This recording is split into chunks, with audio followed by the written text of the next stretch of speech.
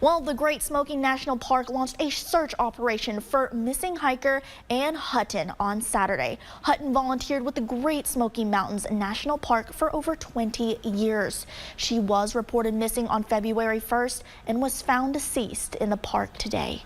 The national park describes her passing as a great loss to the community and the park that she loved. The 53-year-old mom from Cleves was found yesterday in an off-trail, rugged area where Julina Campbell with the National Park Service says people generally do not hike. Western North Carolina, where a missing man from Tennessee has been found dead. They say 21-year-old Ryan Lakes was last seen Thursday at Great Smoky Mountains National Park near Tennessee. The Great Smoky Mountains are often described as ancient. Their ridgelines stretch back millions of years, wrapped in mist, layered in dense forest, and shaped by time long before human footsteps ever touched the trails. Today, the region is home to one of the most visited national parks in the United States, a place associated with beauty, history, and outdoor escape. But beneath the familiar postcards and scenic overlooks lies a quieter record, a record of people who entered these mountains and were never seen again. Great Smoky Mountains National Park spans more than 500,000 acres across Tennessee and North Carolina. Its terrain is deceptively complex, filled with steep ravines, dense undergrowth, sudden weather shifts, and limited visibility,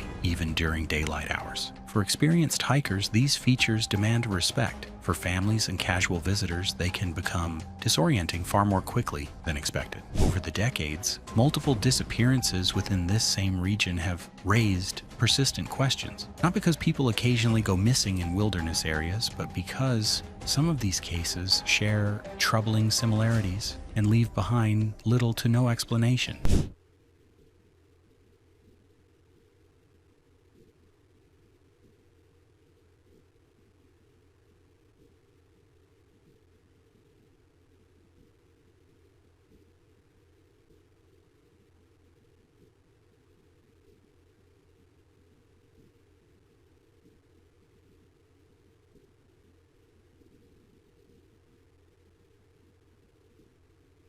A history of unresolved cases. The record of unresolved disappearances in the Great Smoky Mountains stretches back decades, forming a quiet history that exists alongside the park's more familiar narrative of conservation and recreation. While millions of visitors pass through its trails each year without incident, a small number of cases have ended without explanation, leaving behind questions that persist long after search efforts conclude.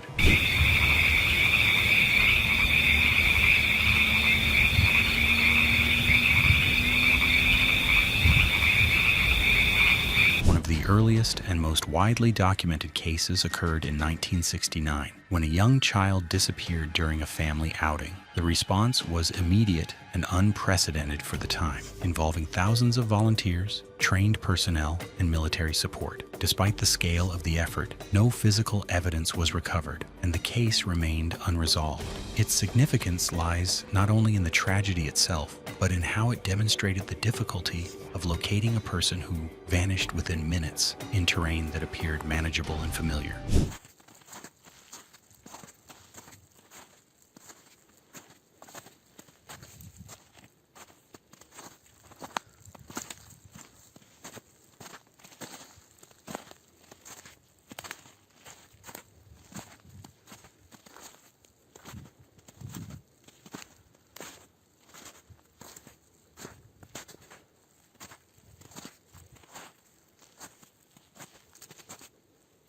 In the years that followed, additional disappearances were reported within the same park boundaries. Some involved adults with hiking experience and proper equipment. Others involved visitors who strayed only briefly from established trails. In several cases, individuals were last seen in areas considered low risk, close to campsites or main paths, making their disappearances particularly difficult to explain. Searches were conducted according to established protocols, yet outcomes often mirrored earlier cases, with little physical evidence and no clear timeline of events.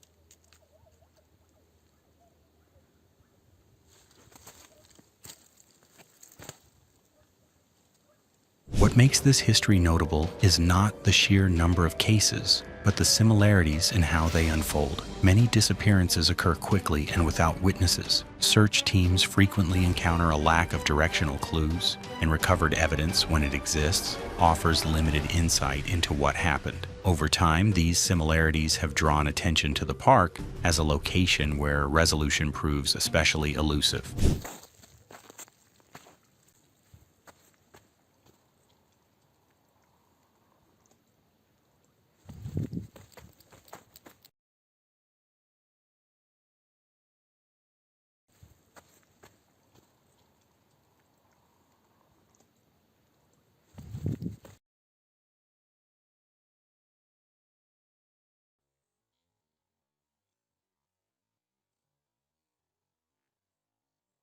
Park officials caution against interpreting these cases as evidence of anything beyond environmental risk. The Smokies contain dense forest, steep terrain, and unpredictable weather, all of which can overwhelm even prepared visitors. Still, the absence of definitive answers in certain cases has left families without closure and investigators without conclusions. This unresolved history does not define the Great Smoky Mountains, but it exists within them, woven quietly into the landscape. Each unanswered case becomes part of a larger narrative, one that reflects both the limits of search and rescue efforts and the enduring mystery of a wilderness that does not always reveal what it takes. Searches without closure. Oh, dude. It's too pixelated. What is that?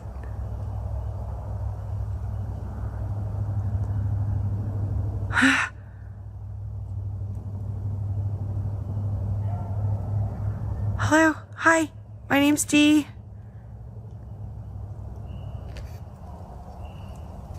Why is everything moving?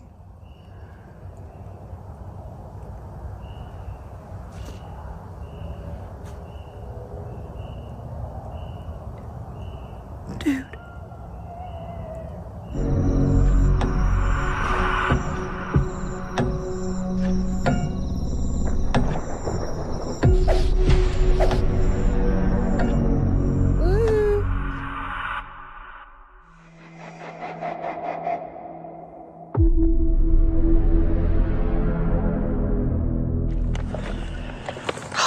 Hello, my loves.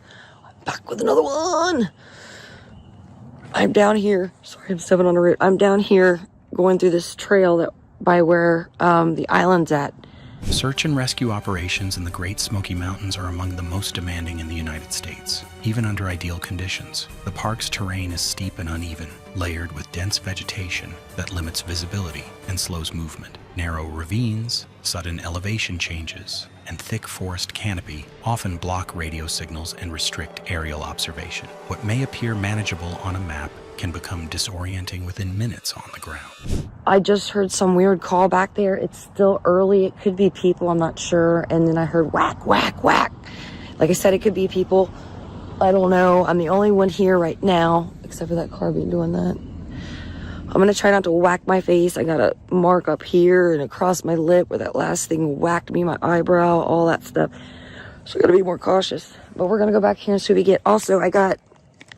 Oop, hold on. Sorry, guys. Let me show you. I got the GoPro. I'm going to set it up. I got a light attached to it that I can lay it on a branch, let it hang, and you guys can have some light in case it gets too dark. So there's that, and...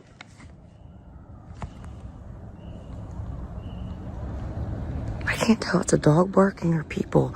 Anyway, here we go, guys. I love you. Mwah! When a disappearance is reported, response teams move quickly. Rangers, trained volunteers, and specialized search units coordinate grid searches, deploy tracking dogs, and examine trails, waterways, and surrounding terrain. In many cases, these efforts are extensive and methodical, covering large areas over days or even weeks. Yet despite the scale and urgency of these searches, some conclude without producing a clear outcome.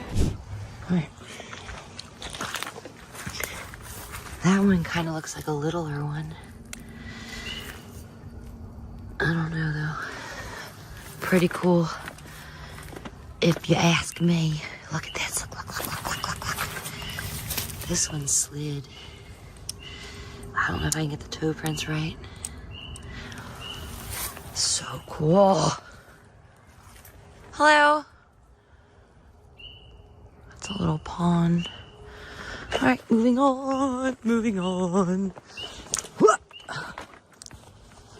Sorry, I gotta think my purse is here. I got two on me because they get heavy. I overload them too much.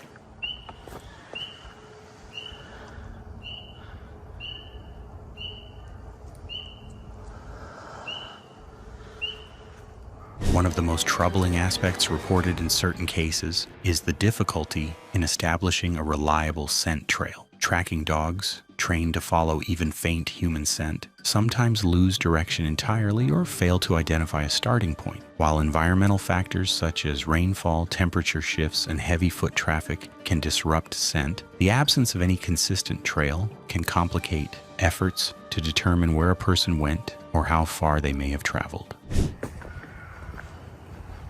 Oh, okay. Whew, all my lights doing. Yeah, look at that. Look at that.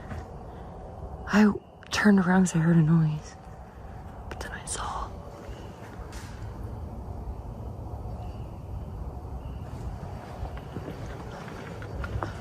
Dude, what the fuck was that? This light's dimming and I don't appreciate it. Hello.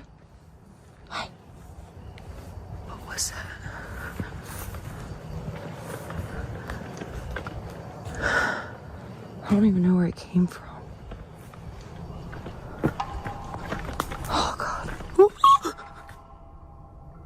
In other instances, personal belongings are recovered in ways that raise further questions. Items such as shoes, backpacks, or clothing are occasionally found separated from the individual without obvious signs of damage or struggle. These discoveries do not necessarily suggest foul play, but they offer few clues about the circumstances leading up to the disappearance. Without context, investigators are left to consider multiple possibilities, none of which can be confirmed with certainty. Oh, God.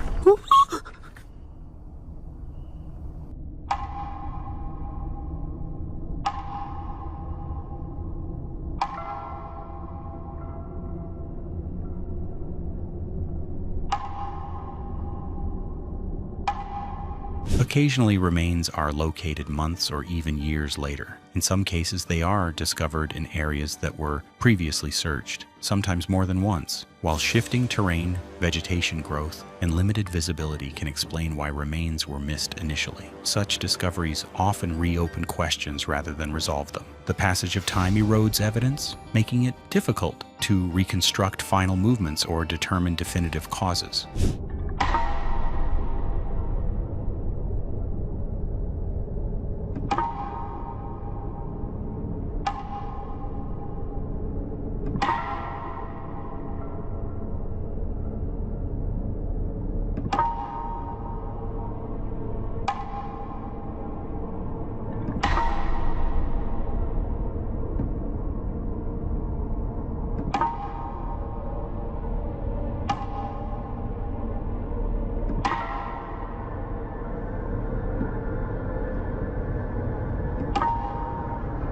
Park officials consistently emphasize that the wilderness itself is the most significant factor. Accidental falls, medical emergencies, disorientation, hypothermia, and wildlife encounters are all known risks in mountainous environments. These explanations account for many incidents. However, when searches conclude without physical evidence or a clear narrative, they leave behind a sense of incompleteness. For families, the end of a search does not mean the end of waiting. Without answers, grief exists alongside uncertainty, suspended in a space where closure never fully arrives. For investigators and rangers, each unresolved case becomes part of a larger, quieter record, one that reflects the limits of even the most determined search efforts in an environment that does not easily give up its secrets. Why this location stands out.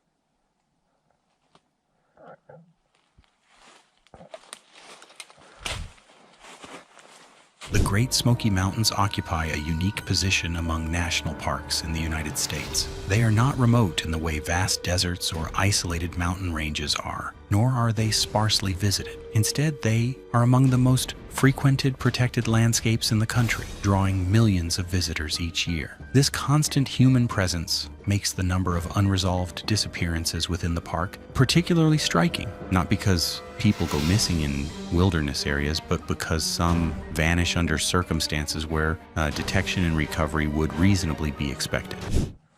Man, this place is so lonely. Imagine just being lost out here. It feels like this would never end.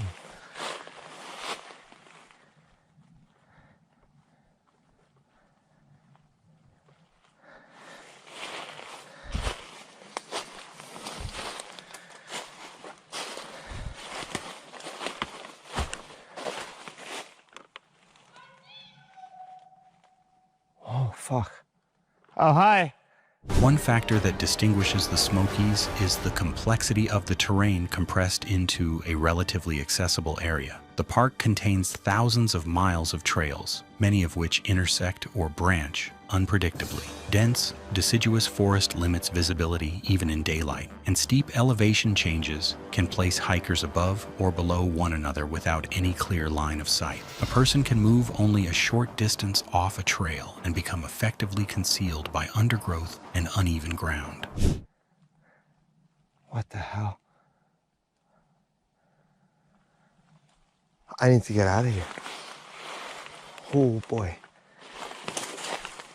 Ooh. Okay. That was fucking creepy. I need to get out of here. Ooh. Okay.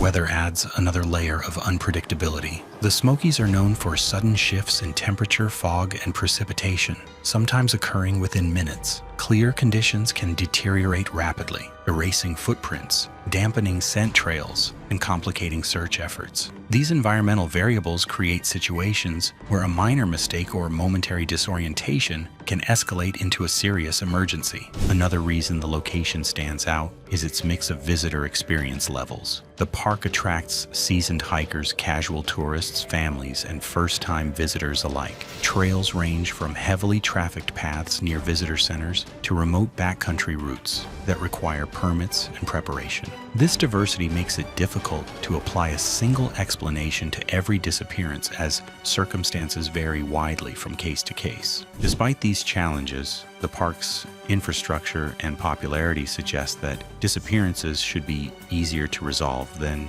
in more isolated regions. Rangers are stationed throughout the area, trails are maintained, and search resources are readily available. Yet some cases still conclude without answers, raising questions about how quickly and completely a person can vanish in a landscape that feels familiar and well mapped. The Great Smoky Mountains stand out not because they are uniquely dangerous, but because they highlight the limits of human control and predictability. They are a reminder that even heavily visited environments can conceal events that resist explanation, leaving behind only partial stories and unanswered questions woven into the landscape itself. What remains unsaid? It is important to separate documentation from speculation. There is no verified evidence that a single cause links these disappearances. There is no official acknowledgement of an unknown threat or anomaly within the park. What exists instead is a collection of cases where explanations stop short of certainty. For visitors, the Smokies remain a place of wonder. For rangers, they remain a landscape requiring vigilance and respect. For families of the missing, they remain a place where answers were last sought and never found.